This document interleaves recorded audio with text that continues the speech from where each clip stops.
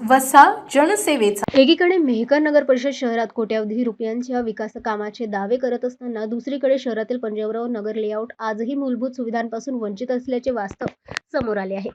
या परिसरात पक्के रस्ते नाहीत, गटरींची व्यवस्था नाही आणि नियमित पिण्याच्या पाण्याचीही सुविधा उपलब्ध नाही. पावसाळ्यात संपूर्ण परिसर चिखलमय होत असून नागरिकांना घराबाहेर पडणेही कठीण झाले आहे. या परिस्थितीचा सर्वाधिक फटका शाळकरी मुलांना बसत आहे.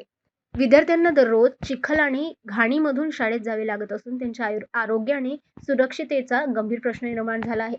स्थानिक नागरिकांच्या म्हणण्यानुसार पावसाळ्यात हा परिसर एखाद्या दलदलीसारखा दिसतो. विशेष म्हणजे या लेआउटला दिवंगत पंजाबराव जाधव यांचे नाव देण्यात आले आहे. ते भारत सरकारचे केंद्रीय आयुष मंत्री तथा बुलढाण्याचे खासदार प्रतापराव जाधव यांचे बंधू होते.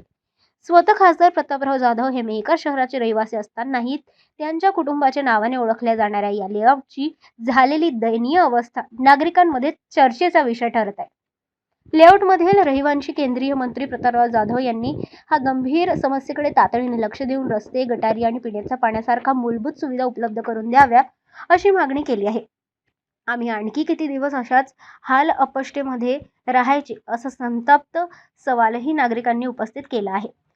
स्थानिकांनी नगर परिषद प्रशासन आणि लोकप्रतिनिधींवरही दुर्लक्ष केल्याचा आरोप केला आहे. निवडणुकीच्या वेळी विकासाची मोठी आश्वासने दिली जातात, मात्र निवडणुका संपल्यानंतर नागरिकांच्या समस्या दुर्लक्ष केल्या जातात अशी भावना त्यांनी व्यक्त केली. आता कोट्यवधीच्या विकासाच्या घोषणा करणारी नगर परिषद आणि संबंधित लोकप्रतिनिधी पंजाबराव नगर लेआउटच्या या गंभीर समस्यांकडे कधी लक्ष देतात की येथील नागरिकांना पुढेही चिखल, अस्वच्छता आणि मूलभूत सुविधांच्या अभावातच जीवन जगावे लागणार याकडे सर्वांचे लक्ष लागले आहे.